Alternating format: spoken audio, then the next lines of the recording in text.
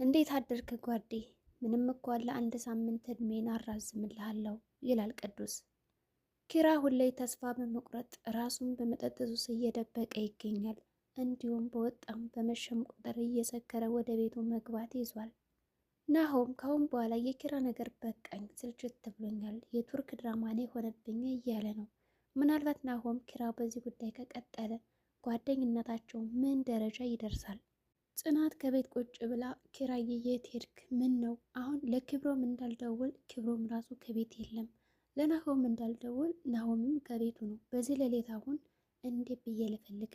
በወጣ እንኳን ብፈልግ የት አገኛለሁ? ትላለች። ኪራ በጣም ሰክሮ ነበርና ቅዱስ ይዞት እየመጣ ነው ወደ ቤት። ጽናትም ካየችው በኋላ ኪራ እንዴ ከመቼ ጀምሮ ነው መጠጣት የጀመርከው? ትለዋለች። ከዛሬ ጀምሮ እንደውም በነፃ ነው የጠጣሁት፣ በዛ ላይ ሳልከፍል ነው ያወጣሁት ይላታል። ከዚህ በኋላ አታይኝም፣ ነገ አታገኙኝም እያለ በስካር ላይ ሆኖ ይቃዣል። ማለት ምን ማለት ነው? ስለምንድን ነው የምታወራ ብላ ብትጠይቀውም ኪራ ስለሰከረ ምንም እየነገራት አልነበረም።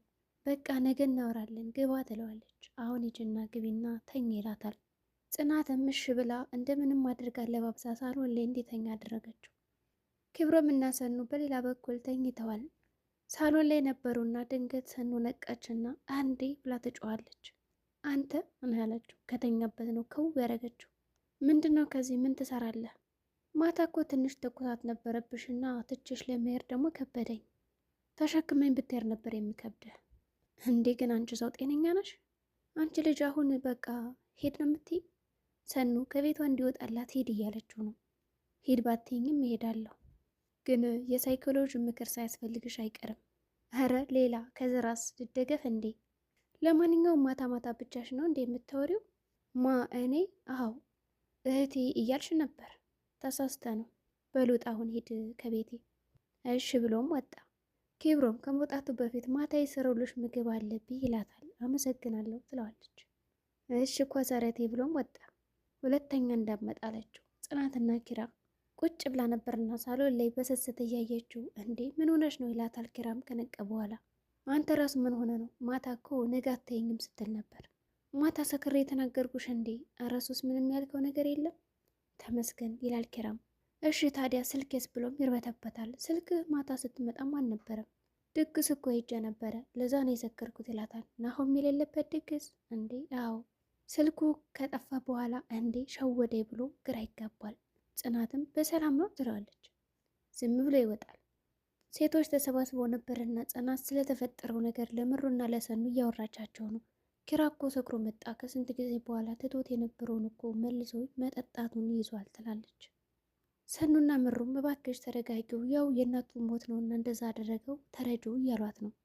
ምሩ ወይ ደግሞ ሌላሁም ልንገረውና እሱ ይምከረው እንዴ? አይ ጽናት አሁን በኋላ እኮ ባለትዳር ነን፣ ስለዚህ ችግራችን ራሳችን ነው መፍታት ያለብን ትላለች ጽናትም። ሰኑም ግን ለምን ጠጣ ትላለች። ምሩ አይ ሰኑ አንዳንድ ነገሮች እኮ ከሄዱና ከቆዩ በኋላ ነው እየቆዩ እየተሰሙን የሚመጡ፣ ምናልባትም ኪራ እንደዛ ሆኖ ሊሆን ይችላል ትላለች። እኔን እኮ የከበደኝ በቃ አታገኘኝም ማለቱ ነው ትላለች ጽናትም። ኪራና ቅዱስ መኪና ውስጥ ነበርና ኪራ ይገባል። የማትገኝ መስሎ ነበር እንዴ? ቆይ አባ ተረጋግታ አውራኝ። ማነህ አንተ ይለዋል ኪራ። እንዴ ቅዱስ ነኝ አልኩህ እኮ። ለነገሩ እንደዛ ሰክረህ እንዴት ታስታውሰኛለህ? አሁን ስልኬን አምጣ። ስልክህማ መኪናዋ ተይዛ ነበርና እሷን ለማስለቀቅ ስል ስልክን ሰጠዋቸው። የማል እንዴ? ቆይ ስልክን ምን ታደርገዋለህ? ምን ያደርግልሃል? መኖር አልፈልግም ማልክ አይደል እንዴ? ልታሳብደኝ ነው እንዴ አንተ ሰውዬ? እንዴ እውነተውን ስነግርህ ለምን መቀበል አቃተህ? ታካብዳለህ እንዴ? ትናንት እኮ ልትሞት ነበር። እኔ ለዛሬ አሸጋገርኩ። ራስክን እንደ ነፍስ አድን እያየሁ ነው። እንደዛ ባልሆነ አንተ አላመሰገንከኝም እንጂ እንደዛ እንድተርፍ አድርጌሃለሁ። ቆይ ስልኬ ከሌለህ እንዴት ነውና የምትለኝ? ቀኑን ሙሉ እኮ ስፈልግ ዋልኩ። ምን ነው ደከመህ? አዎ አየህ አይደል፣ የሰው ልጅ እንደዚህ ነው። መቼ እንደምትሞት አታውቅም። አንተ እኮ ራስክን ልታጠፋ ነበር። ራስ ወዳድ ነህ። ራሴ እንደማጠፋ እንዴት ታውቃለህ? ራስ ወዳድ ስለሆንክ ነው። ማን ነው ራስ ወዳዱ? አዎ አንተ። እንደዛ ተጨንካ የምትወድ ፍቅረኛ እየደወለችልህ እንኳን ምንም አታነሳም። እሷን ጥላህን ለመሄድ ግን እያሰብክ ነው። ታዲያ ከዚህ በላይ ራስ ወዳድ አለ? መቼም ህይወቴ ብለህ ሴብ ያረካት ነች። ለአንተ ብላ ብዙ ስትጨነቅ ነበር።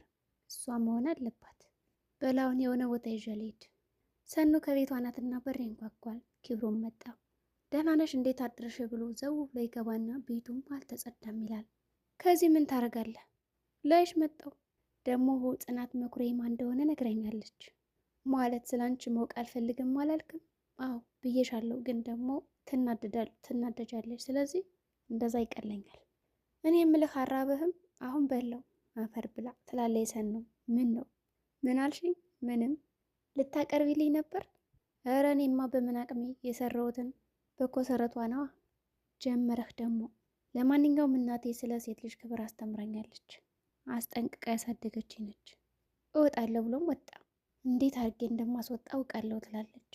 ጽናትና ጓደኞቹ ኪራን እየጠበቁት ነው። የት ገባ እያሉ ነው። ተረጋግተን እንጠብቀው ሲሉ ኪራ መጣ።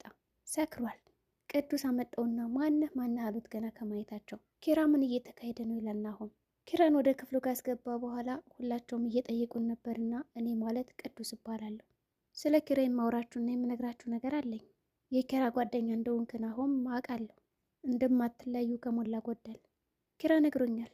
ምሩ አልገባኝም። ቆይ መቼ ነው ጓደኛ የሆናችሁት? ትናንት። ጽናትም ታዲያ ትናንት ነው ጓደኛውን የምትለው ዛሬ ብላ ጮህ ትልበታለች። አቸኩ ይላታል። ይኸውላችሁ ኪራን ያገኘሁት መኪና ሰነዳ ሲል ኪራ መጣ።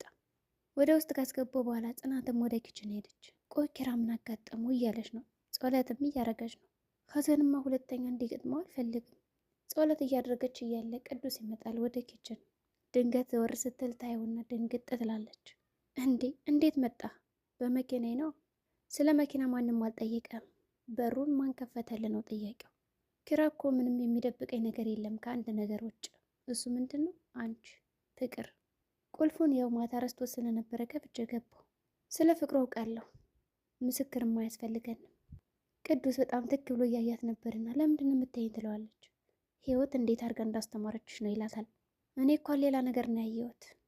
ምን አልሽኝ? ምንም። በቃ ኪራ እስካሁን አልተነሳም። አሁን እኮ ነው የመጣው። ጧት አይባልም። በቃ መነሳት አለበት። ይረፍበት፣ አቀስቅሰው ትለዋለች። አይ እኔም እኮ ለዛ ነው የምቀሰቅሰው።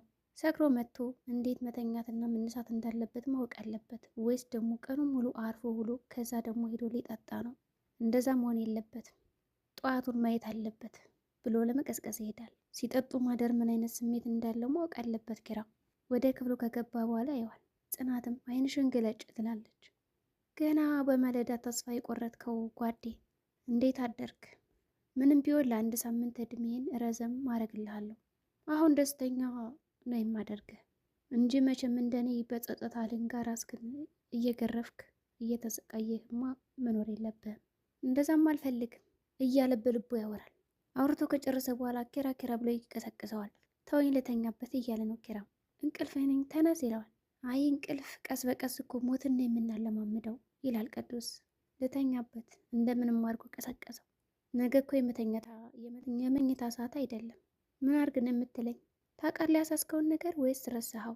በፍቅር እኮ ምልሃል። በቃ አንተ ደግሞ አንድ ነገር ከያዝክ ችክን የምትለው እንዲህ ምን ነው ራስክን ማሻሸት አቆምክ? ኧረ ቀስ ሰው እንዳይሰማህ ገራም የሆንክ ልጅ ብሎም እንደምንም አድርጎ ቀዝቅዞት ይወጣል ወደ ሳሎን። ሂድሽ መጣው ልብስ ልልበስ ይለዋል። ሳሎን ቁጭ ባለበት ኪብሮም ይመጣል። ሰላምታ ይለዋወጣለሁ። ቅዱስ እባላለሁ፣ ኪብሮም እባላለሁ። የመነጋገሪያ ሰዓት ብቻ መምጣት ጥሩ ነው ጥሩ አይደለም ይላል ኪብሮም። ቅዱስም እያወራ ነው። ቀጥለውታል ወሬውን። ኪብሮም በአጭር ጊዜ እንዴት ተግባባችሁ ከኪራ ጋር ይለዋል። ያው የጋራ ነገር ሲኖር ትግባባለህ ይለዋል። ምንድነው እሱ ነገር? አሁን ግን የምነግርን ብቻ ነው መስማት ያለብህ የሚለውን ህግ ተጠቀመው። ህግና ደንብ ተፈጽሟል። አመሰግናለሁ ይላል ቅዱስ። ለምኑ? አንተ እንደነሱ ማነህ ምንድነህ ብለህ አልተጠራጠርከኝም። ያ ወረዳለሁ። እኔ የሳይኮሎጂ ተማሪ ነኝ፣ ተምሬያለሁ። እንደዛም አትበል። አንድ ፈረንጅ ምን ይላል መሰለ? ብዙ ከወሩ በኋላ ቁጭ ብዬ ባወራ ደስ ይለኝ ነበር፣ ግን ስራ ላይ ብሎ ጥሎት ይሄዳል። ኪብሮም አንድ ቁም ነገረኛ ሰው ተገኘ። ስለዚህ ኪራን ከሱ ጋር እንዴት ማቀራረብ እንዳለብኝ ማሰብ አለብኝ ይላል። ያለ ምክንያት እኔ እናንተን አላገናኘንም። ናሆም እና ምሩ ቁጭ ብለው እያወሩ ነው። ናሆም የኪራ ነገር ግን አላሳሰበሽም? ከሱ ይልቅ ቅዱስ ነው ያሳሰበኝ። ከዛ ቤትማ የሆነ ነገር አለ፣ ስልችት አለኝ እኮ ምሩ ይላል ናሆም። እንዴ ናሆም ምን እያልክ ነው? ጓደኞቻችን ናቸው እኮ ቢሆንስ እንደ የኪራ ነገር እኮ በጣም ሰለቸኝ ይላል ምሩ። አሁን ላይ የኪራ ነገር በቃ የቱርክ ድራማ ነው የሆነብኝ። በቃ ከእሱ ጋር ማውራት አልፈልግም። እሱ ነገሮችን መደባበቅ ነው የሚወደው፣ በቀጥታ አይናገርም። ቅዱስ እና ኪራ ሳሎን ቁጭ ብለዋል። ጭንቅላቴ ይላል ኪራ። አመመ አይደል? አዎ። አንተ ግን መጠጣት ያስደስታል እንዴ? እስኪ ንገረኝ ስላንተ ነገር። እኔ ብዙም የሚወራ ታሪክ የለኝም። ስለ እኔ የማወራው ነገር የለም። እንኳን አንተ እጽዋትም ታሪክ አላቸው። እንደዚ አይነት ምሳሌ ከምትሰጠኝማ ዝም ብትል የተሻለ ነበር። ጽናት መጣች እንደዚህ እያወሩ። ምግብ ላምጣ ላቅርብ ኪራ ትለዋለች። እንዴ እስካሁን አልበላሽም? አይ አልበለውም። ታውቃለህ እንዴ ብቻዬን እንደማልበላ። እሺ በቃ አቅርቢና ሁላችንም እንበላለን። ቅዱስ ምን እያረክ ነው? ለምንድን ነው የማይሆን ተስፋ የምትሰጣት ለልጅቷ ይለዋል። እና ታዲያ እንብላ ነው? አንድ ታሪክ ልንገርህ። አንድ ሰነፍ ገበሬ ነበር እና ጥንቸል ለጥንቸሏ የሚሆን ምግብ አይሰራላትም። ዝም ብሎ ፍርፋሪ ነገር ነበር የሚሰጣት። ጥንቸሏን በተስፋ ትጠብቀዋለች ሁሌም ፍርፋሪውን ለመውሰድ ስትል። ከዕለታት አንድ ቀን ግን በክረምት ያ ፍርፋሪ ሳይሰጣት ቀረና ሞተች። በተስፋ ይኖራት ነበር እና ይህ ታሪክ ከኔ ጋር ምን ያገናኘዋል? ጽናት መጣች። ልጅቷን አትጉዳት ይለዋል። ፍቅር እኮ ከዚህ በላይ ነው ሲል ጽናት ትመጣለች። ሰኑና ኪብሮ አንተ ሰውዬ ከዚህ መምጣት አታቆምም ከዚህ ቤት? እኔማ ከመጀመሪያውም አይቼ ነበር የሆንክ ሙጭጭ የምትል ሰውዬ ነህ። እኔም አንቺ ያለሽን ማንነት አውቄያለሁ። በስራዬም በአንዳንድ ነገር እንዳንቺ አይነት ሰዎችን ብዙዎችን አውቃለሁ። እንዴት? ከሰው ፊት ሌላ ናቸው፣ ያው የማይሆን ባህሪ ያሳያሉ።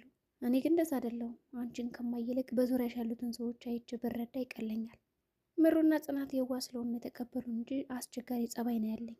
እንደዛም አይደለሽም። ያልተኖረ ልጅነት ስትኖሪማ ዝም ብዬ አላይም። እንዲኖርሽም አልፈልግም። አሁን ጽናት ያመጣችው ምግብ አለን ነው እንብላ። እሺ በቃ ላቅረብ። እረ ተቀመጭን ያመጣዋለሁ።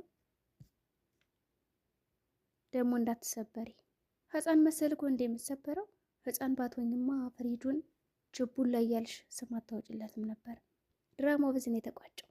ሰላም ጤና ይስጥልኝ የቻናል ቤተሰቦች። ለዚህ ቻናል አዲስ ከሆናችሁ ሰብስክራይብ በማድረግ ተቀላቀሉ። ላለው በቀጣይ ቪዲዮ እስከምንገናኝ መልካም ጊዜ ሆነላችሁ።